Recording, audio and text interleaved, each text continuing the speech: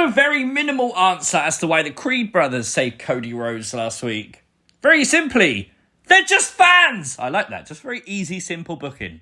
The Creeds versus Judgment Day would be the main event for the tag belts. I love that we got a little look at the Creeds' career prior to WWE as well. Hype them up before the big main event.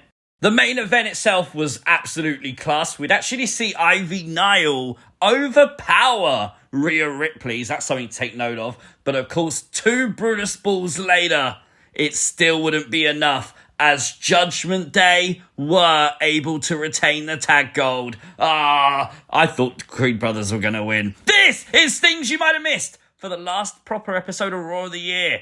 Make sure you hit the like button, and if you are new to the channel, hit the subscribe button too. Tonight was the Happy Holidays edition of Monday Night Raw. So we started off with the Judgment Day. And of course, they'd be interrupted by R-Truth, and this was gold. Damian Priest cracked up so much during this, it was absolutely priceless. He kept having to turn away from Truth because he was laughing. I love R-Truth so much, man. I love this whole Judgment Day story. R-Truth would challenge JD to a Miracle on 34th Street fight, a match that JD said has already been booked, but R-Truth basically tricked JD into putting his spot in the Judgment Day on the line, and if Truth would win, then JD would be out of the Judgment Day. Note that Damian Priest thought this was a good idea. Rhea didn't. Gotta take note, though, of R-Truth's t-shirt. I love this. They're gonna blatantly sell this on WWE Shop now, aren't they? Well, with all these gimmick matches, it literally had everything from candy cane sticks to belt whippings to sugar cookies to fire extinguishers looking like snow to Christmas trees to tables.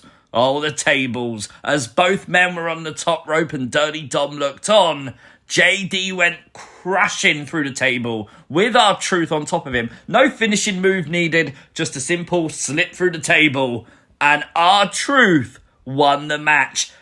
JD out of Judgment Day. I love that afterwards as well, Michael Cole just really could not keep this together. But it's now time for everyone's second favourite things you might have missed segment due to popular demand. It's Nikki Watch! Nikki Cross, once again, hidden backstage. You can see her there on the right of the screen behind Seth Rollins.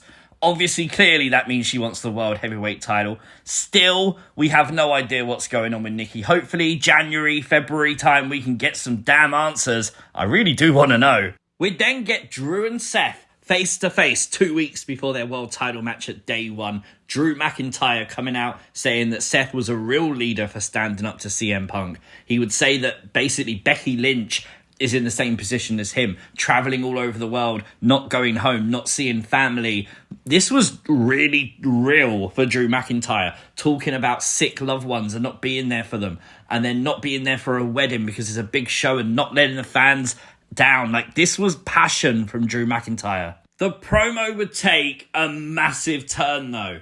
As Drew McIntyre said his piece, Seth would simply say, "I pity you, Drew McIntyre." That would, of course, start the brawl, which would see Drew McIntyre do that reverse Alabama slam to the steel stairs. Seth holding his arm. Is Seth going to be okay in 2 weeks? We got the American Nightmare before Christmas tonight with Shinsuke Nakamura, and this was brutal. Phrases like, "you bastard, you cancer, you prancer, you nitwit, you're vomit, you're stupid, your father was inbred." Like, what? Nakamura? Maybe a bit too much, to be fair, for the holiday season. But it would lead to Cody Rhodes coming and starting the brawl backstage, coming out to the arena, coming out to the ringside area. Security would save Nakamura, though. But my gosh, this one's so personal. I absolutely love it. I don't know what kind of Christmas Cody Rhodes as a character is going to have this year. WWE would wish a happy birthday to Trish Stratus tonight. Just moments before we got brand new women's tag team champions, Kayden and Katana, won the tag team belts. You got to think, though, with Chelsea and Piper losing them, putting them on a face tag team. Hopefully this isn't a short reign just to put them on the Kabuki Warriors. I feel like that might happen. I'm all for Katana and Kayden having a decent reign. The power of Tozawa may just have run out tonight as he, took on Ivar. I don't know why WWE didn't give Valhalla a bright red nose with, with the antlers and everything. She could have been Rudolph. Missed opportunity tonight. Tozawa, shockingly though, would bring all the offense in this match. He had Ivar rocked. Every opportunity Tozawa seemed to counter, seemed to get opportunity. He did struggle to rip the t-shirt a little bit though. And I think using the power of Tozawa to rip the t-shirt is where it run out, as Ivar would deliver a world's strongest slam from the top rope to pick up the win.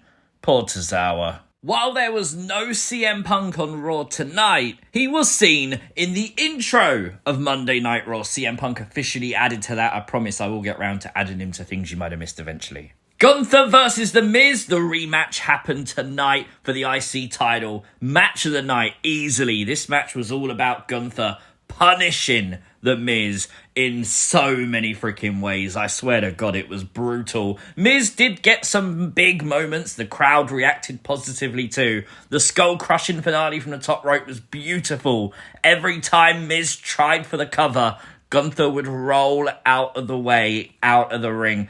Brilliant storytelling. It was just out of reach for The Miz tonight. Gunther able to pick up the win. Now what this means is Miz can no longer challenge for the IC title as long as Gunther's the champ. As part of tonight's festivities, we were introduced to Kofi Claus. Kofi would come out dressed as Santa because obviously blatantly the real Santa's busy, giving away toys to all the boys and girls.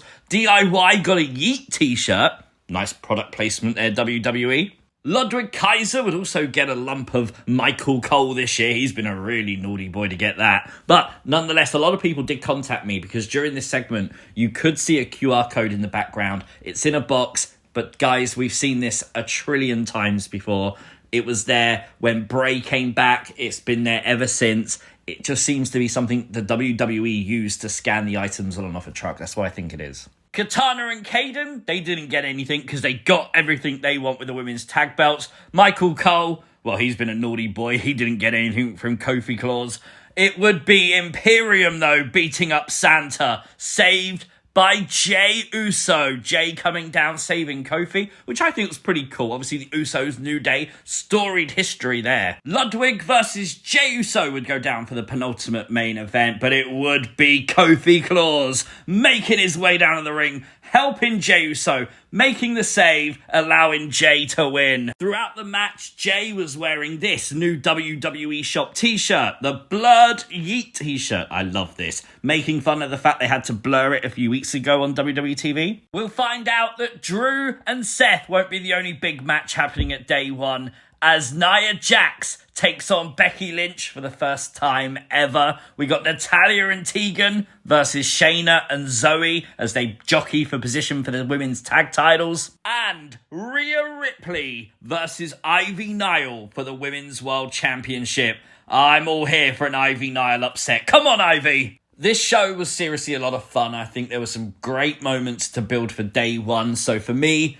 8.5 out of 10. Let me know your thoughts in the comments down below. If you are new to the channel, hit the subscribe button, turn on notifications. We'll be right back here Friday for SmackDown, and I'll see you as always next time. Peace!